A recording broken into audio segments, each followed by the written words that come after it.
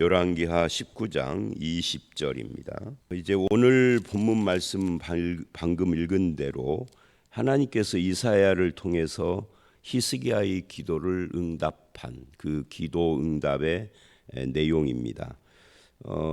내가 기도를 들었노라 이렇게 말씀을 하고 있죠. 그래서 오늘 본문을 보면 20절은 히스기야에게 하신 말씀이고요.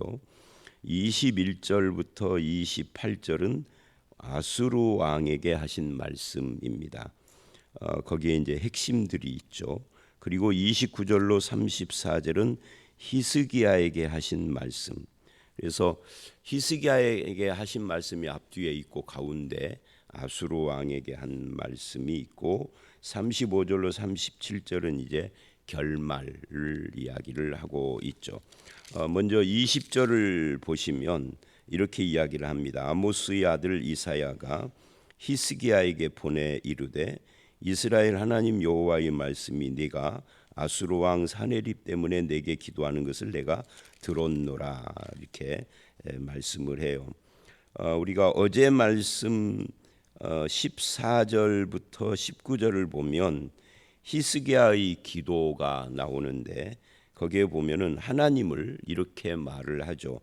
말을 들으시는 하나님. 그리고 14절을 보면 편지를 이렇게 하나님 앞에 펼쳐 놓아요. 그러니까 이거를 다른 말로 하면 편지를 읽으시는 하나님이죠. 말을 듣기도 하고 귀잖아요. 읽으시기도 하고 눈이에요. 하나님은 영이시라 우리식으로 눈, 코, 귀, 입 이런 것이 있다.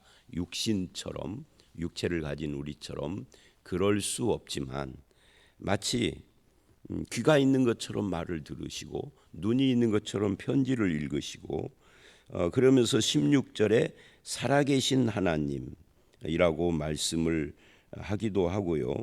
또 15절 19절을 보면 홀로 하나이신 하나님 하나님의 유일성을 고백하기도 합니다. 그런데 오늘 본문의 20절은 히스기야에게 말씀하시는 하나님 그러면서 내가 들었다라고 하는 겁니다. 너의 기도를 내가 들었다 하는 거죠. 하나님은 우리가 기도하는 것을 들으시는 거예요.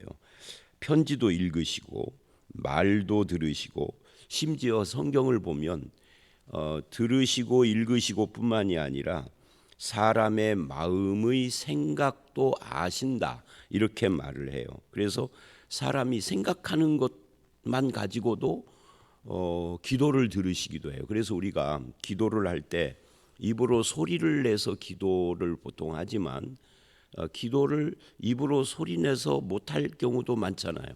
사람 많은 곳에서 혼자 막 중얼중얼하면 좀 이상하잖아요. 마음의 생각으로만 해도 다 아시는 거예요. 그래서 이런 하나님을 우리는 전능하신 하나님이다 라고 하는 거죠. 이렇게 들으시고 읽으시고 마음의 생각까지도 다 아시는 그 하나님 앞에 무엇을 해야 되는 겁니까? 우리의 염려를 아뢰고 우리가 기도를 하는 거죠. 그러면 하나님은 응답을 해 주신다. 내가 내 문제를 아는 것보다 하나님은 더 잘한다. 나는 내 문제를 피상적인 겉으로 나타난 것만 알잖아요. 근데 하나님은 그 문제의 본질까지도 다 꿰뚫어 알고 있어서 이제 응답의 방향도 내가 생각하는 것과 좀 다른 경우들이 있죠. 내가 원하고 생각하는 대로 응답하는 경우도 있지만 전혀 다른 쪽으로 응답이 이루어지는 경우도 많아요. 그래서 이게 하나님이 이 문제의 본질을 아시기 때문에 그러는 것이다 라고 할 수가 있죠. 그래서 우리는 이 20절을 통해서 하나님께 대한 확신을 가지고 하나님께 나아가고 기도를 해야 한다 하는 것을 알 수가 있죠. 그 다음에 21절로 28절은 아수르 왕에게 하시는 말씀이에요. 여기 보면은 계속해서 내가라는 말을 합니다. 내가 누구를 꾸짖었으며 그러니까 여기서 너라는 말은 아수르 왕을 말하는 거예요. 21절을 보면 아수르 왕에게 이같이 말씀하시기를 처녀딸 시온이 너를 멸시하며 너를 비웃었으며 딸 예루살렘이 너를 향하여 머리를 흔들었느니라. 그러니까 이스라엘이 무엇을 했는가 하는 것을 여기에 이야기를 하고 있는데, 네가 누구를 꾸짖고 비방하고 누구를 향하여 소리를 높이고 눈을 떴느냐? 이스라엘의 거룩한 자에게 그랬다. 그러니까 하나님은 어떤 하나님이냐면 이스라엘의 거룩한 자다. 제가 이 거룩에 대한 이야기를 얼마 전에도 설명을 했었었는데, 이 거룩에 대해서 옛날에 이런 오해를 제가 했었어요. 거룩이라는 것은 분위기 잡는 거라고, 점잖고 무게 있고 촐랑거리지 않고 이런 것들이 거룩이고, 의복 옷차림도 정장을 입어야 하고, 이런 목소리도 좀 내리 깔고 좀 느릿느릿하는 그런 것이 거룩이다. 왜 그런 생각을 젊었을 때 했느냐면, 주변에 목사님들이나 좀 그 신앙이 있는 분들이 그런 태도를 많이 보였어요. 그 좀 특별해, 남들과 좀 특별한 그런 모습들을 보인 거죠. 그래서 이제 10대 후반이나 20대 초반에는 거룩이라는 것이 그런 건가. 그리고 거룩을 비슷한 뉘앙스로 말하기도 했어요. 이렇게 거룩은 뭐다 이렇게 설명은 안 했어도 거룩을 이야기할 때는 거룩한 성전에서, 그 뉘앙스 자체가 그냥 거룩한 성전이니까 뭐예요? 뛰지 말아라, 함부로 웃지 말아라, 이런 뉘앙스. 그래서 거룩이 그런 거라고 생각을 했어요. 근데 성경을 읽다 보면 그런 해석을 가지고, 단어 해석을 가지고 성경을 읽을 때 이해가 안 되는 것들이 참 많아요. 여기서도 이스라엘의 거룩한 자에게, 그냥 거룩한 자지 뭐 이스라엘의 거룩한 자예요. 왜 이스라엘의 거룩한 자입니까? 이 표현 자체가 앞에 처녀딸, 그죠? 처녀딸 또는 딸 예루살렘이라는 표현하고도 연관이 되는 겁니다. 그래서 이 거룩이라는 것은 우리가 이제는 다 아는 것처럼 구별이에요. 근데 문제는 거룩은 구별이다 라는 말을 들었어도 이해가 안 되는 거예요. 구별이라는 단어는 거룩보다는 좀 쉬운다는데, 이 구별이라는 것이, 그래 너는 그렇지만 나는 너하고 달라, 이런 구별처럼 느껴지잖아요. 차별. 근데 이 거룩이라는 것이 왜 구별이냐는 거예요. 사람들과 다르고 세상과 다르다는 의미도 있죠. 그렇지만 여기서 이스라엘의 거룩한 자 할 때는 내가 이스라엘을 사랑한다, 아니 이스라엘만 사랑한다, 이런 의미를 가지고, 그래서 처녀딸인 거예요. 그러니까 너도 나에게 거룩하라 하는 말은 우상 버리고, 우리가 앞에서 그 뭐 산당 이야기할 때 제가 거룩 이야기 했었잖아요. 우상 버리고 하나님만 바라보고 하나님만 사랑하는, 이제 사랑이라는 개념이 이제 신앙적으로 말을 하면 믿음이라는 거죠. 하나님만 믿는다, 이런 걸 거룩이라고 하는 겁니다. 그 제가 이 거룩에 대해서 충격받은 사건 하나가 있는데, 이제 우리 교회에서 몇 번 그 언급한 적이 있어요. 신학교 1학년 때 해외 선교사 한 분이 와가지고, 옛날에는 그 영상 이런 것이 없으니까 딸깍딸깍 하는 거 뭐예요? 그 OHP로 사진을 보여줬었잖아요. 그 시절에는 딸깍딸깍하면서 자기가 사역하는 그 선교 사역지의 그 사진들을 쫙 보여주는데 깜짝 놀랐어요.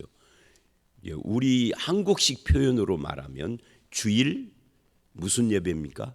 주일 대예배잖아요. 우리는 대예배라고 그러잖아요. 저는 안 그러지만 요즘은, 옛날에는 주일 대예배인데 옷을 홀랑 벗고 앉아 있더라고요. 여자들이 다. 밑에만 겨우 가렸어. 남녀가 다. 근데 그게 주일 대예배야, 우리식으로 말하면. 신발도 안 신었어. 신발 신은 사람 딱 하나야, 선교사님. 선교사도 반바지 입었더라고. 아니 이 거룩한 주일, 그냥 오후 예배도 아니고 대예배, 옷차림이 저렇다고 너무 충격받은 거예요. 여러분 그거 어떻게 생각하세요? 주일날 덥다고 우통 다 벗고 교회에 온 여자 더우니까 반바지 입읍시다 하고 반바지에 반소매 양복 입은 뭐 양복은 그래도 낫네 아무리 반이라 해도 그런 목사 담임 목사 수용이 되시겠어요? 그때 이러는 거예요. 특히 이제 장로님들이 거룩한 주예전에서 그것도 대예배에 거룩하지 않게 그때 거룩이 뭐예요? 옷차림이죠. 점잖은 거죠. 근데 성경을 아무리 읽어도 거룩을 그런 개념으로 쓴 적이 없어. 우리 인간이 특히 한국 사람들이 오해한 거지. 그래서 이 거룩의 개념을 그렇게 놓고 성경을 읽으면 성경이 안 통해. 뭔 말인지. 그러면 그 주일 옷차림이 그런 아프리카의 그런 교회는 거룩하지 않은 교회, 그러니까 이단이죠. 사이비. 그 발이 이상한 거죠. 그걸 이단이고 사이비라고 하는 그 입을 찢어야지. 그러니까 그때 제가 충격을 받고 그럼 뭐지 거룩이? 근데 그 고민이 안 풀려요. 고민만 하는 거죠. 이게 뭐지? 거룩은 구별이라고 했는데 구별이 뭐지? 그거를 사람에게 설명을 들은 적이 없습니다. 혼자 고민하다 혼자 해결한 거죠. 그래서 이 처녀딸이라고 하는 이것과 하나님은 이스라엘의 거룩한 분이다 할 때 네가 처녀딸이면 나는 너의 남편 같은 존재야. 너의 아버지 같은 존재야. 그런 의미로 거룩을 이야기를 하는 겁니다. 그러니까 너도 나에게 그렇게 살아라는 백성의 신분에 대한 이야기를 하는 거죠. 그래서 이제 우리는 하나님 앞에서 이 구약은 이스라엘이지만 신약에 오면은 성도잖아요. 영적 이스라엘이라고 부르죠, 우리를. 하나님의 딸 같고 하나님의 처녀딸 신부 같고 하나님의 아내 같고 하나님이 남편이라면 하나님의 아버지라면 하나님의 자녀 같고 왕이라면 백성 같은 삶을 살아야 한다. 그거 지금 이야기를 하는 거예요. 21절, 22절이 그 이야기예요, 전부 다. 그러면서 22절에 이러죠. 네가 누구를 꾸짖으며 여기서 너는 누구죠? 아수르 왕이죠. 네가 나의 처녀딸 그리고 그냥 딸 말하자면 내 자녀 같고 나의 신부 같은 이스라엘을 꾸짖고 비방하고 눈을 뜨고 그랬다라는 것은 이스라엘의 거룩한 자 아버지 같고 남편 같은 나를 향하여 그렇게 한 거다. 그러니 내가 너를 꾸짖을 수밖에 없다. 꾸짖는 것이 보통 꾸짖은 것이 아니라 18만 명이 죽는 거잖아요. 자, 그런 이야기가 21, 2절 말씀으로 우리는 이 말씀을 읽으면서 하나님을 믿는 우리가 어떤 신분과 위치를 가지고 있는 자인가 하는 것을 확인을 하게 되어지는 겁니다. 그리고 이제 23절과 24절을 보면 여기 이제 특별한 표현이 뭐냐면 내가 하였노라예요. 그래서 내가 많은 병거를 거느리고 여러 산 꼭대기에 올라가며 내가 올라간 거죠. 또 레바논 깊은 곳에 이르러 높은 백향목과 아름다운 잣나무를 베고 내가 올라가고 이르며 베고 내가 가장 먼 곳에 들어가며 내가 들어갔다는 거예요. 수풀에 이르리라. 24절도 마찬가지예요. 내가 이방의 물을 땅을 파고 이방의 물 마치 하나님께서 손이 있고 발이 있는 것처럼 내가 어디를 가고 올라가고 뭘 파고 마시고 하나님이 입이 있으신가요? 벌컥벌컥 물을 아니 근본적으로 하나님이 목마름이 있으실까요? 하여튼 이거를 이제 신과 인간을 동형 동성적 표현이다 이렇게 말을 해요. 하나님에 대해서 이해시키기 위하여서 인간의 모습을 가지고 하나님을 표현하는 그런 기록 방법이다라는 뜻이죠. 또 24절 나의 발바닥으로 아니 하나님이 발바닥이 있으신가요? 육체가 없으신데 애굽의 모든 강들을 말려놓으라. 아니 발바닥으로 말려요? 말린다면 입으로 후 불어서 말려야지. 아니면은 뭐 이 중국 무슨 무협지처럼 손에서 불이 나가 가지고 말리든지. 근데 발바닥으로 말렸대요. 마치 발바닥이 있으신 것처럼. 그러니까 이 표현들은 전부 다 무슨 표현입니까? 이게 전부 다 주를 비방하는 자들을 향하여서 무엇을 하시는 하나님이다 하는 것을 말하고 있는 겁니다. 아수르 왕의 교만에 대해서, 하나님을 비방한 교만이죠. 내가 이렇게 한다 라고 하는 그런 선포라는 거예요. 그래서 하나님이 가장 싫어하는 죄가 있는데 그 두 가지예요. 하나는 우상 숭배고, 이거는 하나님의 백성들에 대한 이야기입니다. 하나님의 백성들은 하나님의 신부이고 그 백성이고 그리고 자녀인데, 그 하나님을 배반하는 것이 바로 우상 숭배하는 거예요. 다른 남편을 두는 거죠. 또는 다른 주. 여러분 바알이라는 말이 남편이라는 뜻이고요, 주라는 뜻이에요. 그러니까 하나님이 남편이고 하나님이 주님인데 다른 주, 다른 남편을 둔 거죠. 그거 제일 싫어해요. 그리고 또 한 가지 싫어하는 것이 있어요. 이것은 하나님의 백성만이 아니라 모든 인간을 향한 하나님이 가장 싫어하는 죄. 그게 뭐예요? 교만입니다. 그래서 성경은 여기저기서 교만에 대한 이야기를 참 많이 하는데, 이제 우리가 익숙한 것 중에 하나가 하나님은 교만한 자를 물리치시고 겸손한 자와 함께한다, 이런 표현들인 거죠. 그래서 성도는 이런 고백을 하는 존재인 거죠. 나의 나 된 것은 뭐라고요? 하나님의 은혜다. 이 말 속에는 겸손이 있는 거예요. 나의 나 된 것은 내가 열심히 노력해서 여기까지 온 거야가 아니라 하나님의 은혜입니다. 열심히 노력을 하지 말라가 아니에요. 죽을 똥살똥 살아왔지만 고백을 그렇게 하는 거예요. 왜? 하나님께서 이끌어 주셨다. 하나님의 은혜가 아니면 내가 아무리 죽을 똥살똥 열심히 일을 해도 안 되는 것이라는 것을 아는 거예요. 이게 누구죠? 이게 신자예요. 교만한 자를 물리치시는 하나님, 이게 23, 4절의 말씀이에요. 그리고 25절서부터 28절, 25절 보면은 네가 듣지 못했느냐? 이 일은 내가 태초부터 행하였고 옛날부터 정한 바라 이제 내가 이루어 무엇이 되게 하려 합니다. 그러니까 이 일은 태초부터 행하고 정한 것이다. 이제 그것을, 이미 태초부터 정하고 행하신 그것을 지금 이루려고 하는 것이다 라고 말을 하면서, 이런 이야기의 결론이 뭐냐면 28절까지 쭉 이야기를 하면서 뭐라고 하시느냐면 이렇게 이야기를 해요. 25절도 이제 내가 이루어 되게 함이라 그런 다음에, 그러므로 거기에 거주하는 백성이 힘이 약하고 두려워하여 놀랐고, 27절 내 거처 내 출입 내가 내게 향한 분노를 내가 다 안다. 그러니까 하나님이 모르는 것은 세상에 없는 거죠. 내가 내게 향한 분노와 내 교만한 말이 내 귀에 들렸도다. 그러므로 내가 갈고리를 내 코에 꿰어서 내 입에 재갈을 물리고 너를 오돈기로 끌어 돌이키겠다. 이게 하나님이 하시겠다는 거예요.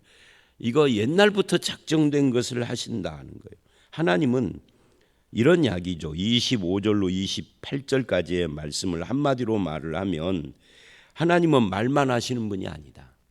말을 하신 것을 반드시 이루시는 분이다. 즉 행하시는 분이다 하는 거예요. 뭐 하나님이 행하시는 방법이 우리하고 다를 뿐인 거죠. 그래서 하나님께서는 특히 27절에 너의 거처 출입 분노를 내가 다 안다. 하나님이 뭔가를 하실 때 모르고, 우리 그런 거 있잖아요. 무엇인가를 저질러 놨는데 나중에 보니까 이 실수한 거야. 그래서 사과할 때 있어요, 없어요? 있어요. 저도 많이 있고요. 뭐 가정에서도 그러고 뭐 그렇지만 교회에서도 마찬가지예요. 이것을 A라고 알고 그렇게 했는데 나중에 보니까 B인 거예요. 그럼 어떻게 해야 돼요? 내가 잘못 알았다고 사과해야 할 거 아니에요. 그게 이제 뭐 성도들과의 사이에서는 예배 시간에 설교하고 예배 인도하는 것뿐이니까 그런 일들이 별로 없지만, 당회라든지 재직회라든지 회의할 때는 뭐를 잘 모르고 그렇게 할 때가 많이 있는 거예요. 뭐 그렇게 자주 일어나지는 않아도 있어요. 그래서 제가 이제 얼마 전에 제가 제 성격을 한번 말한 적이 있어요. 혹시 여러분이 슬쩍 지나가는 말이라 기억을 못 하겠지만, 제가 저를 이렇게 쭉, 옛날에는 그런 생각을 안 했는데 최근에 이제 좀 여기 저보다 연세가 많으신 분들이 있는데 나이 이야기를 해서 미안합니다. 나이를 먹어가면서 저를 돌아보니까 저라고 하는 사람의 성격이 조금 격정적인 부분이 있더라. 그래서 사실은 그 이야기를 그냥 한 것이 아니라 당회에서 한번 제가 사과를 한 적이 있어요. 최근에. 제가 격정적인 성격이라 뭘 알아보지도 않고 그렇게 말을 했다고. 하여튼 뭐 아시는 분은 아시겠지만 제가 상당히 최근에 조금 심적인 뭐가 있었거든요. 근데 그거 가지고 당회에서 좀 무슨 이야기를 했는데 나중에 보니까 내가 잘못 알았던 부분들이 있더라고. 사과한 적이 있는데, 인간은요 어떤 행동을 합니다. 말도 합니다. 그런데 다 알고 하는 게 아니야. 그래서 뭐예요? 실수하는 거죠. 나는 실수가 하나도 없어 하는 사람이 이 세상에 존재하지 않아요. 그분은 신의 영역에 들어간 사람일 거예요. 목사가 됐든 누가 됐든. 그런데 하나님은 다 아신다야. 태초부터 다 아시고, 심지어 사람이 속으로만 생각하는 것도 다 아신다. 다 아시고 말하고 행동하기 때문에 뭐가 없을까요? 실수가 없으세요. 그래서 하나님을 뭐라고 그래요? 후회가 없으신 분이다 그러죠. 하나님은 우리를 택하시고도 후회를 하고, 저놈을 택했는데 저놈이 저렇게 할 줄 내가 몰랐어. 하나님에게는 그런 것이 있다 없다? 없다예요. 하나님의 하시는 일에는 후회가 없으시다. 다만 인간이 하나님의 하시는 일을 100% 이해를 잘 못해서 인간이 오해하는 것뿐이죠.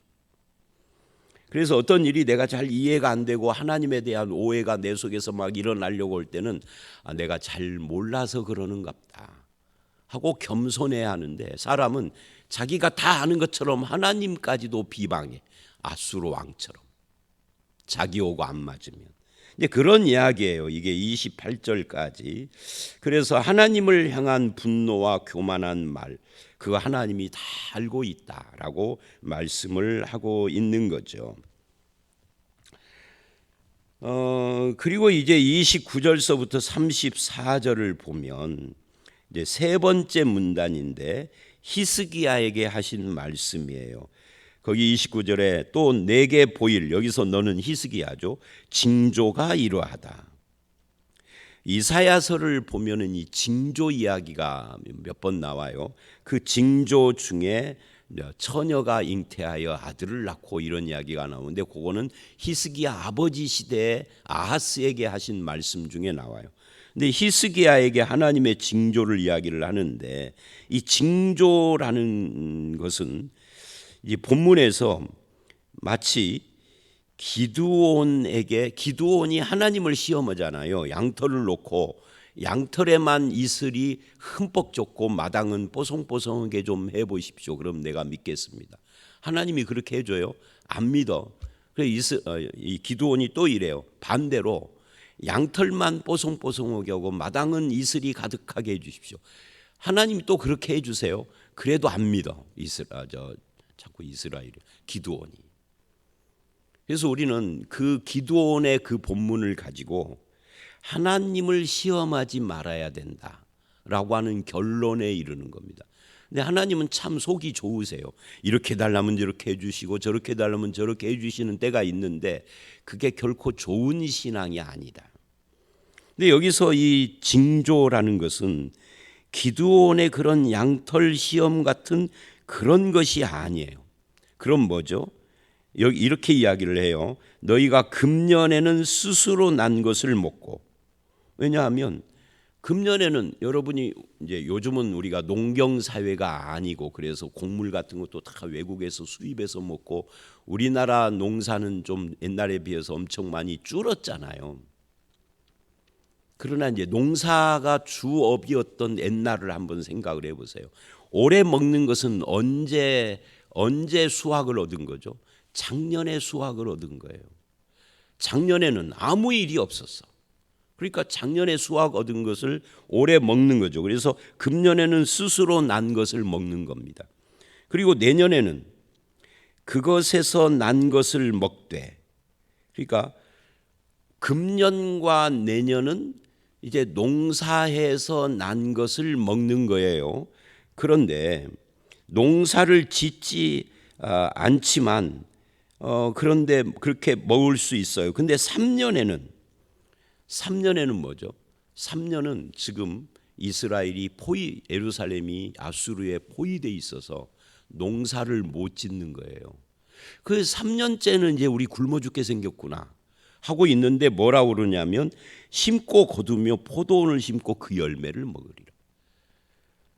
그러니까 3년째는 이미 뭐가 된 거예요? 아수르가 물러가고 포위된 것이 풀린 거예요. 그거 지금 이야기를 하는데 이거를 뭐라고 그래요? 이걸 징조라고 그래요. 아니 그러면 이제 여기서 이상한 거죠. 징조라는 것은 신비한 무엇인가를 보여주는 것인데 기도원의 양털 시험처럼 하나님은 그런 것을 말하지 않아요. 역사 속에서 일어날 훗날 일어날 일을 미리 땡겨서 말을 해요. 징조를. 근데 그 3년 뒤에 일어날 일을 오늘 못 보는데 어떻게 이게 징조냐는 거예요.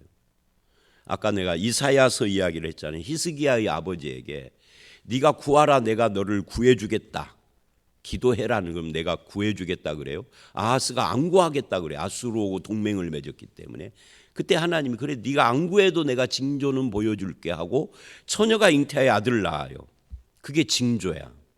그런데 처녀가 잉태하여 아들을 낳는 것은 언제 일어나는 거죠? 그 히스기야의 아버지 아하스 때로부터 거의 800년쯤 지난 뒤에 일어날 일이에요. 아니 800년 뒤에 일어날 일이 지금 800년 전 나에게 어떻게 징조가 됐냐 이거죠.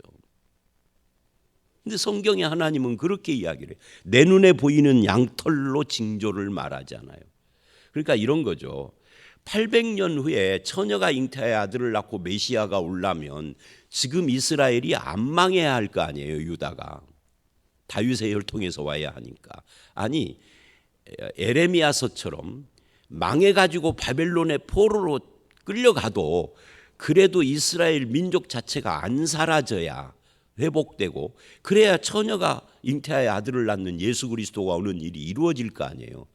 그러니까 하나님은 징조를 믿음으로 이야기를 하는 겁니다. 하나님의 약속이 반드시 이루어질 것이다 라는 것을 믿는 걸 징조로 이야기를 하는데 여기서도 3년 뒤에 심고 먹을 것을 이야기를 함으로써 이게 징조다. 믿어라 라고 하는 거죠. 그게 이제 신앙이에요. 그래서 여기서도 이사야하고 비슷한 이야기를 결론처럼 이야기합니다. 이사야서에서도 처녀가 잉태하여 하는 800년 후 이야기를 하면서 무슨 말씀으로 그 이야기의 결론을 내리느냐면 오늘 본문 31절 오고 똑같은 결론을 이사야도 내려요. 시대만 히스기야 시대와 히스기야 아버지 시대 이렇게만 다를 뿐이지. 그게 뭐죠? 여호와의 열심이 이 일을 이루리라 해요.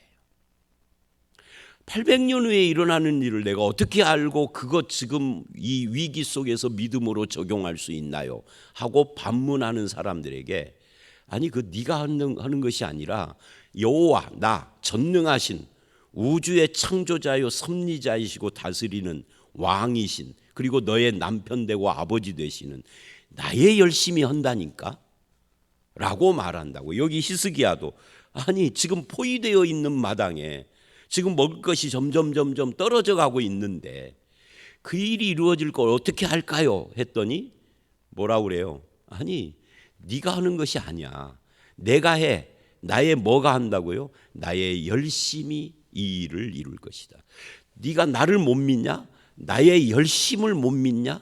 내가 너를 사랑하는 열심을 못 믿는다면 넌 신자가 아니잖아 라고 한다 그 말이죠. 그래서 오늘 본문 전체의 핵심이 바로 이 말씀이에요. 31절 여호와의 열심이 이 일을 이루리라.